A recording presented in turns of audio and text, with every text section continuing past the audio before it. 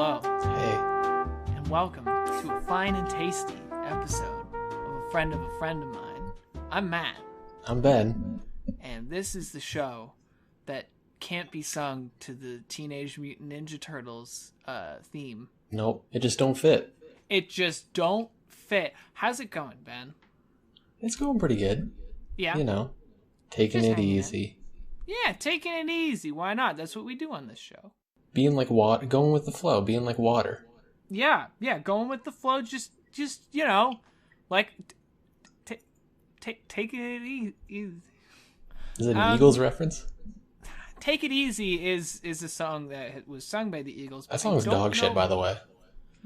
It's really bad. I mean, as if the Eagles had to do anything else to make whatever they touch turns to garbage, right? Yeah, like the opposite of King Midas. They got the Yeah. shit hands. Yeah. They are what Midas is to gold. They are to shit. Yes, they got the poop hands. Just poop hands. Hotel California does slap, though. God, every time we've talked about the Eagles multiple times, not on the show, but multiple times, and Yeah. you keep bringing up fucking Hotel California. It's good. As though it's their saving grace. It's not. It's good, man. It's okay. It sounds great. It's got these weird, psychological horror lyrics and, Yeah, but it sounds like dog shit. It's got 9 guitar solos. What more do you want? But it's so boring. Not as boring as Take It Easy. Jesus. Oh, look. That song's ass. Look, I know Take It Easy sucks. We'll put that to the side, though, for a second. Okay, We're going to okay. focus exclusively on Hotel California here. It All right. has... I've heard that song Yeah. so many times. It's insane how many times I've heard that song, because it's always on the fucking radio. You always hear Hotel California, and it's always, oh my god, the Eagles. Okay, also, Yeah. Can we just, talk about how the Eagles had their greatest hits is, I think, the best-selling record of all time, or at least very close to Really? Michael Jackson's Thriller? Jesus. Yeah. That's a crime. How?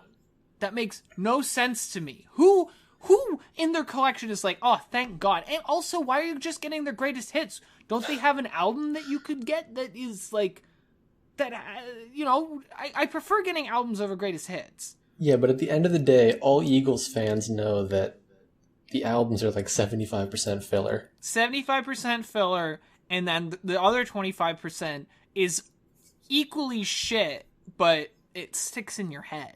Yeah, so you gotta just get the greatest hits, Separate the wheat from the chaff. Just get the good shit. Get the good shit out from the bad shit, but it's not good. It's still shit. So Except Hotel California. No. I maintain. no, it's there's nothing compelling about that song. It's like they're trying to sing in this weird way. They're doing this weird style to it, as though they're doing this weird genre kind of change while they do it. It doesn't sound right. Yeah, you're not wrong. They're trying something new. They got these weird semi-islander accents almost. Yeah, right. They get what's with the accent? They 10% don't sound Jamaican. like that. Are they trying to do because this kind of Spanish sounding maybe Central American kind of guitar going on and stuff, and it's look, hey, Kinda like world music. I love when artists try to expand their horizons. That's great, and world music. Some bands did it really well. The Clash did it really well. Listen to Combat Rock or Sandinista, and you'll be like, oh my god, yeah, they nailed it. You don't listen to the fucking Eagles and go, oh, thank God, their contribution to world music has really fucking changed my horizons, has broadened them. Yeah, no, the Eagles is not broadening anyone's horizons. I think what gets me is the voice. I think that's the main thing that gets me, is because you listen to it and it's just so fake. And you hear it and you're like, what? Whoever the singer is, I don't know what the singer's name is. Is it Dan whatever the fuck? Is it Dan? Can you look that up for me? It's probably just Dan. He probably doesn't have a last name. It's just Dan. Just So Dan. boring. He's like the Edge. Yeah, exactly. But he just went for Dan because he's but part of Dan. the Eagles. And at least, U2 has some good stuff. At least U2 has the good sense to put some, pizzazz into it. The Edge. Yeah, the Not Edge. Dan. and Bono. You know.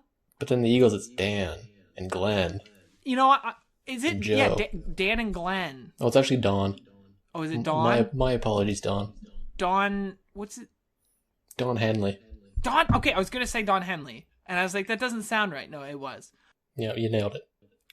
He's. I don't know, man. And you know what? On that note, though, U2, they don't deserve that kind of fucking. I don't think they deserve the fucking high praise that they got too, and all those millions and millions and millions and millions and millions of records that they sold. You know? Yeah, I'm not a huge fan. No, I don't really like U2 either. Used to be, used to like I don't know, that Sunday song or whatever. It was all right. Sunday Bloody Sunday. Yeah, that one. Yeah, it's all right. It's okay. Their first album is pretty good. Boy, it's a good one. Boy. But it's not. I don't know, man. There's something about that era. I think. Look, there's a few of those big rock rock people like that, stadium. I could really get behind. Stadium rock, kind of. Yeah, like yeah. I can get behind Springsteen. I like Springsteen a lot. Okay. Bruce Springsteen. Yes, the boss. Or the other himself. Springsteen. No, Bruce. Okay. I like Bruce. I get along with Bruce. Yeah. He's fun. He's got some really good songs. His lyrics are deep and meaningful, and he really gets to the heart of what America is, both the highs and lows. And you're like, man, I feel that. It's got that rough Americana. Exactly. He gets the plight of the common man, which is just really, surprising, because I don't think he worked a regular job in his life. No idea. Also, you were cutting out like crazy this today. Hey, that's all right. It was all filler. Okay. All right, we've got 7.5 minutes of Eagle bashing. What's next? And U2 bashing, and a little U2 bashing, and some praise of the boss. Well, in other musical news, I went to the opera on the weekend. Now, how did it? Was it Eagles, the opera? Yeah, it was Hotel California for 3 hours. Oh, I love it. Yeah. In Italian. And then they ended it with Take It Easy, and then that just ruined it. That's the big closer. That was the big closer. Was Take It Easy. Fuck me. Yeah. Don actually came out. Dan came back for that one. Yeah, Dan the less famous brother of Don. Mm-hmm. Yeah. Yeah, they're related through first name. Yeah. So I saw that. I saw the opera. That was the first time I've ever been. Honestly, probably the last time I'll go. I was going to ask, would you go back? No. No? Not feeling it? No. No, it's like, I don't know. It's interesting. They're super talented, but I don't know, man. It just doesn't really appeal to me, because those songs, they get stuck in your head for the rest of the fucking day, and you just keep hearing these people, and they're like, honestly, they're so, it's crazy how good they are at what they do, but they just get stuck in your head, and all you hear is, imagine for the rest of the day a fucking opera singer in your head. No, thank you. No, thank you, indeed. Hard pass. No. I felt really bougie doing it, which doesn't make any sense because I'm dirt poor. But like, I went there and I was just like, I can't do that again. I feel like it's one of those things. If you have the opportunity, you gotta go though. You gotta experience it. You know what? Soak it in. If you have the chance, I recommend going, and it can be fun. It honestly can be. The problem is it's 3 hours long. Yeah, that's like 2.5 hours too long. Yeah, no, that's the thing, right? Like, if they shaved off like an hour of it, then I'd be like, okay, that's fine. Yeah, if it was the length of like a Frasier TV special, I'm in. A 2-hour Frasier TV special? Yeah. Yeah? Then I'm in. How good would a Frasier opera be? Oh, man. Yeah. Wow. What a good... Yeah. I can't do... I never really watched a whole lot of Frasier. Yeah, me neither. Kind of just pretended I was a huge Frasier fan there. Yeah, well, that's okay. I pretend a lot of things on this show. It's I don't know. It's weird. And then there's the whole tonal dissonance, or not dissonance, shift.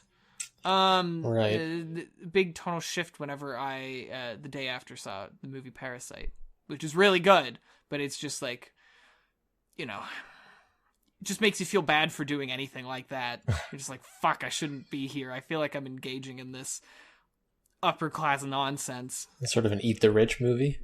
It's 100% an Eat the Rich movie. Okay. And then you go to the opera. Yeah.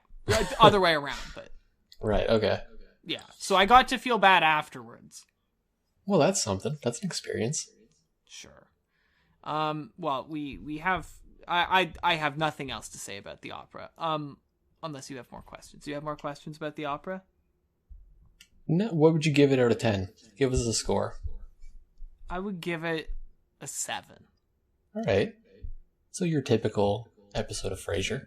It's like, it's of all the episodes of Frasier, it's one that's not particularly memorable. Kelsey Right. Grammer was just not entirely, at his top game. Yeah. It's no Frasier diagnosing himself. That's when you get peak Right. Frasier. The classic. The classic episode, the real drama.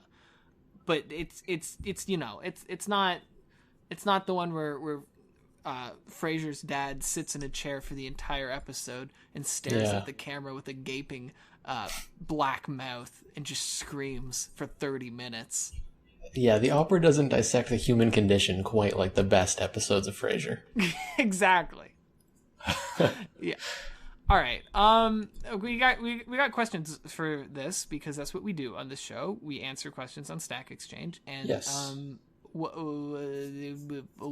questions Yes. do we have? We try to put it off as long as possible every week. Yeah. That's the other theme of this show, is putting this shit off. Yeah, just delaying the inevitable. Yeah. The theme this week is these are all taken from the Interpersonal Skills Stack Exchange. Okay. And then what I did is I sorted votes from highest to lowest, and then I went to the last page. I like when you do this. Yeah, so these are the worst interpersonal questions Oh god. available on the site. The best thing that we need is bad interpersonal questions from a bunch of fucking nerds. Yeah, so keep that in mind. These are not questions we relate to. No. These are the weird ones. Okay. Give me a real right. real good one for the. All right, I'll first stop one. editorializing. Okay, flatmate stresses me out. How do I deal with him? I have a roommate, and it seems to me that despite being friendly, he is out for his own and will gladly use my printer and household machines. One time, he tried to screw on a plastic coat hanger on my wooden doors. What? So what do you do when your roommate acts friendly, but then uses your printer behind your back? He's using up all your toner. Make your sure color. that the other side of the paper is printed, and it's on it is Calvin from Calvin and Hobbes peeing. Peeing? Yeah, that's the other side of it. So every time they get it, if they have to bring it in front of a class or something, they come up and they're holding up the paper, and all people see is Calvin peeing. They're gonna think it's the funniest thing in the world, and that That'll get person's 'em. gonna be so flustered. Yeah. Yeah, That's brilliant. I love it. yeah. And then if they print something on both sides, they'll flip it and they'll see Calvin peeing. Yeah, and then And their they'll work is know. ruined. Yeah. Yeah, but they'll think that they won't suspect it's you. Or if they do, then you just rub it in their face and say, "Well, that's what you get for using up my printer, man. Exactly. Oh, my toner. My toner, all that toner. It satisfies 1,300 prints, and you know what? You took 5 prints off of there, buddy. I needed those. I needed those for my Calvin paintings. Exactly. All right, I think we Turns got it. I out- think that's good. Wow. Sorry, were you going Thank to say something? No. Okay. No? Hey, what about the coat hangers? Oh, yeah. All right, to be honest, I didn't read this before I selected it. I don't know what Okay. this dude's talking about with coat hangers. Baffling. Yeah. What's the problem with that? What do you mean? Of all the things you're going to complain about, your door having a coat hanger on it isn't really that big of a deal. And if someone else's thing is hanging off of it, I think you're just being a little bit of Yeah. of a dink. Pretty sure this flatmate is just doing household chores. Yeah, and using a printer isn't really that big of a deal. I know that printer ink's like super expensive, but unless they're like, printing off their next book, I don't think you should care about it really. Yeah. Maybe just Wow. chill. That's our answer. Just fucking Just relax, chill a dude. little bit. All right, give me another one. All right. Let's go for the lowest rated. Let me Good, just yeah. skim through. All right, we go on -10. Good. All right, what ought I say if latecomers are silent about their lateness and don't apologize? What ought I say? What I love it ought one already. say? Um, So you're at a table. Yeah. And someone, they roll in late. Yeah. And this motherfucker doesn't say anything about their lateness. yeah. They're just Which silent. Is a perfectly okay thing because obviously it's a pretty embarrassing thing. Yeah. Or, it's not really that big of a deal. I feel you don't need to offer. I don't know. We're all people. We're all trying our best. Okay, is there more to this question? There might be. Didn't read it. I want to hear the rest of it because I'm wondering where the -10 comes from. Okay. This involves only latecomers in professional contexts. I don't believe in saying nothing, as they may judge my silence as condonation of their lateness. I brainstormed the following utterances Oh in, no! in increasing order of tact.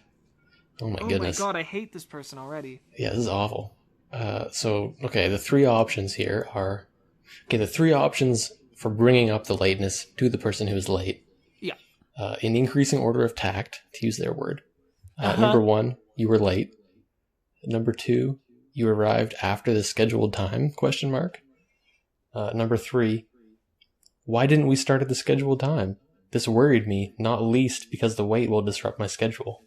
Not least because, okay. Is this person from the 16th century? I was gonna say, biggest problem, you're speaking like a fucking idiot. That's the first thing. Yeah, people don't like Secondly- being told off by Shakespeare. Yeah, right? No one wants to hear that. No Yeah. one wants to be like, oh, fucking, yeah. Some idiot is talking to me like that. No, I think, that one of my biggest pet peeves is people who feel the need to write like that. God, it fucking, Oh, yeah. it grinds my gears. Like nothing else, because it's always from people who aren't particularly smart, who Right. really feel the need to show that they're smart. Yeah, maybe they misuse a word or two. Oh yeah, well, and even if it's not misusing a word, the smartest people I know, always the smartest people I know. I've met some I when I was in university and all that, I met some absolutely brilliant people. Some of my professors are just they're amazing.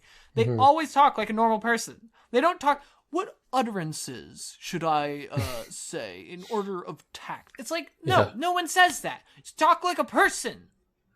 I know. May judge my silence as condonation of their lateness. Is that even a word? Come on, man. Jesus. So stupid. I think I have the same answer for this person. Just chill, Just chill a little bit. Just relax. Why do you gotta bring that up? Why do you gotta point it out like that? Yeah, what does pointing it out win you, Yeah, What does it gain? Other than Nothing. just producing conflict. exactly. Yeah. All right. Wow, we're just giving, okay, the problem, you know what my problem with this episode is? We're giving straight answers. We're giving actual answers to these things, and I don't want to give people actual advice on things. This is not a show for real advice. No, it's a show for, in quotations, comedy. Yeah. So, Okay. give me another. I agree. I'm with you. All right. 1 second. Are we need to order these beforehand? Yeah, So I'm not skimming through like a madman trying to find the next Yeah. one? Okay. I like this one. okay.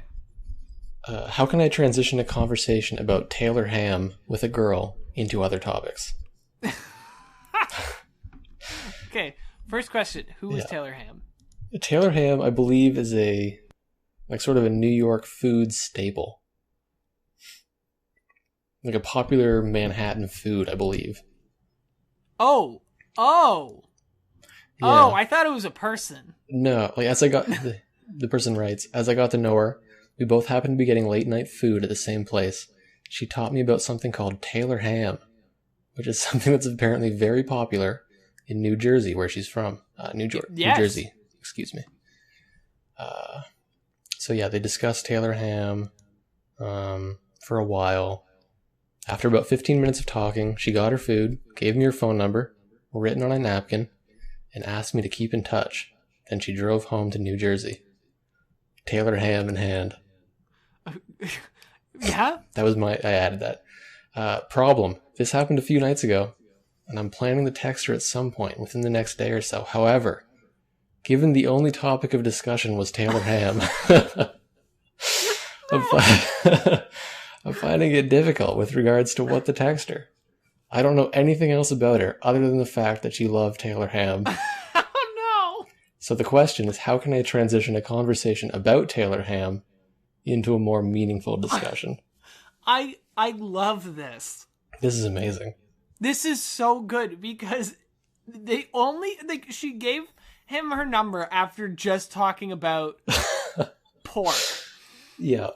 Just ham for 15 minutes. Just ham. How do you first, like, how do you talk about ham for 15 minutes? But secondly, how do you expect it, right? That you are so you want to start talking to them again, and you think that because that's what they talked about, that's all they know. What are you're gonna send? They're gonna like send you a message and be like, Taylor ham, right? And they're like, dude, love Taylor ham. They're just gonna tell you all about it. That's it. Yeah. No other conversations are important. Yeah, it's their only passion. Oh my god, that makes me very happy. I would give so much to listen to that conversation. Oh my god, yes. What happened for 15 minutes? What could have possibly been said about Taylor ham? Right. What makes it that exciting that you have to be talking about Taylor ham? Was she Taylor? Was she the namesake of the ham? That's what I'm hoping for. Because, yeah, when you said Taylor ham, I was like, what celebrity is that? No, it's not a celebrity. So what it is. So it was developed in 1856 by John Taylor of Hamilton Square, New Jersey. Sold as Taylor's Prepared Ham. So it's a pork roll.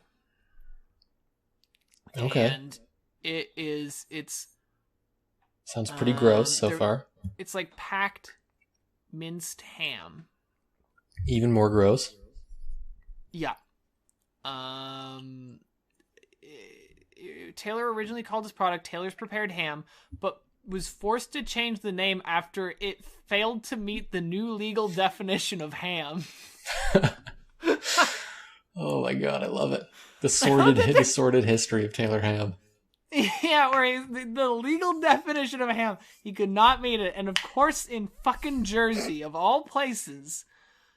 Yeah, it's cool here. Yeah. Bring your weird shitty ham here. Yeah, this is it. So, so it could not be called that. So it was marketed as Taylor's Pork Roll, but North Jersey residents continue to use the term Taylor ham. Anarchy. While South Jersey residents typically use the term pork roll, with Central Jersey residents using a mix of the two. I had no idea there were 3 discrete sections of Jersey, all with their own differing definitions of ham. Ham of all the things. Yeah. This is like a pop and soda kind of thing, you know? Yeah. Yeah, this is fantastic. Yeah, so there's competing definitions of what this roll of not even ham, which can legally not be called ham. Legally not ham. We can't stress this enough. And they're competing over what it is. Yeah. Wow. This is incredible. This is big news to me. But I gotta say, they're showing pictures on this Wikipedia page of Taylor ham, like a Taylor ham sandwich, and it looks really good. Oh yeah? Yeah, it's got like a nice, like, it's got this really nice bun on it, and like this melty cheese, and like a few layers of this Taylor ham, and then I don't know what kind of greens it has underneath, but it looks like it's got this like nice sauce on it. Dude, Oh I shit, you're want that right. sandwich. That looks really good. Are you looking at it? Yeah. You know what, ham or not, I don't even care. Like the one at the bottom, right? Not the middle one. That looks like a pretty sad Taylor ham. I mean, there's varying qualities of Taylor ham in the Google That's images right. for sure. Yeah. But But the yeah. bottom one looks really nice. Oh yeah, there's one on a I bagel would- that I'm seeing. Oh yeah. Dude, I would eat that any fucking day. Oh It's yeah. got eggs in it too, I think. Okay. Oh yeah, like sort of like a breakfast food. Yeah. Man, I That's kind of want a great. Taylor ham right now. I want a Taylor ham. What were we talking about? Well, I do. I also like this question because I appreciate the sort of like folklore image of a girl you meet late at night. You have Yeah. a 15-minute conversation about pork, and then she just like fades off into the distance. Yeah. Yeah. Like, was it a dream? Was it not a dream? Okay, here's the thing. Yeah. We started talking about Taylor ham, and time just fucking flew by. We're almost done. Oh shit. We're running out of time. Think about it. You start Whoa. talking about Taylor ham, it just time flies. What is the mystical power of Taylor ham? Taylor ham has some sort of space-time Yes. bending capabilities. It does this to you. You like I can see why you talked about it for 25 minutes. Motherfucker, you call that person up and you start talking about more Taylor ham. I think you just gotta lean into your one commonality. Yeah. Just keep it going. But I love the idea. Say this relationship blossoms, right? But it blossoms exclusively on conversations about Taylor ham. Yeah. Just It's your foundation. nothing else. They have nothing else in common. Nope, just Taylor ham. And then 20 years from now, one of you becomes a vegetarian. And the facade crumbles. Oh, Oh. Yeah, I don't know, just text back, Hail or Tam, am I right? I'm sure it'll get you somewhere. you know what? At the very least, what it'll do is completely cut off that connection you had, and then you don't have to worry about it anymore. Yeah, exactly. It's the easiest way to deal with situations like these, is just ruin the connection. Yes. That's what yeah. I do frequently. It's like, oh, this person, like, you got their number or something, you try to talk to them, maybe message one thing, Yeah. and then never message them again, and panic, and turn off your phone and throw it into a dumpster. Exactly. Couldn't agree more. Okay, well, we should do a quick one more question before we go. All right. Also, for the I'll try to keep this in on the iTunes version. You're going to be missing some of the content because we only have 24 minutes left. So here you go. Yeah. This is sort of the abridged version. This is the abridged version, and we apologize. You can get the full version on YouTube. And why not hit subscribe while you're there? You know what? Hit You know what? subscribe. No one's done it, so we really Yeah. want that. Be the first. Be the first that's not either our own accounts, our alt accounts, or the two friends that we have. Close relations accounts. Yes. Be the one stranger account that we can't account for. Yes. Get it? All right. Last one. Ah! This is also food related, although not Okay. as delicious as Taylor ham. Okay. My colleague keeps microwaving fish at work. How can I stop this? What? I like the idea Is that that it's such like a problem? like the same tuna, just all day. Just keeps nuking it. He just puts it back in. Yeah. He puts the tuna in, and then he starts. He just keeps it going. And then, like an hour later, he's like, "Oh, tuna's gone cold." And then he just puts it back in. You gotta warm this sucker up. Can't be eating cold tuna. Oh my god! But he doesn't eat it. He just keeps warming it back up in case he wants to eat it. Yeah, it just keeps heating it. I can't let it cool down. That's when the bacteria sets in. You gotta keep that thing warm. Yeah, just keep it warm at all times. Keep it hot. keep that smell rolling in 24/7. Well, you know what? Let him be. Let him. He's got a. You know what? He's got a thing going. He wants to keep that fish warm. Just let it Yeah. happen. Yeah, theme of this episode. Just chill out. Just chill You out. know what? Let him microwave that mackerel. It's alright. Yeah. Exactly. It's just fish. It's good for your brain. Yeah. Sure. Not All like those Taylor omegas ham. in it. Taylor Ham put fucking holes in your brain. But it's so good. It's fucking awful for you. Now I just want to go to New Jersey and have a Taylor ham. I want to try it. I know, me too. I'm really hungry right now. Dude, same. I'm so hungry. But only for Taylor Ham. Yeah, that's the only thing that could satiate my appetite. Nothing else will do. Nothing else matters. Well, this has been a pleasure. This has been a very an okay episode. I loved it. I felt it a lot more at the end. Once Taylor Ham came in, we got our stride. I'm with Taylor Ham gave us our wings. Yeah. But not actual wings. Pork wings. No. Yeah, Red Bull gives you actual wings. Taylor Ham gives you weird bootleg mutant wings. Pork wings, yeah. Yeah. If you liked it, go ahead and follow us on whatever you're using. You could subscribe or do whatever. If we are on YouTube and not anymore after this, iTunes. This is the final episode. Yeah, until we can somehow fork over $9 a month. Yeah, it's pretty steep. And, yeah. Once we start making $9 a month, we'll put it right back into iTunes. If you can follow us on Twitter. Mm-hmm.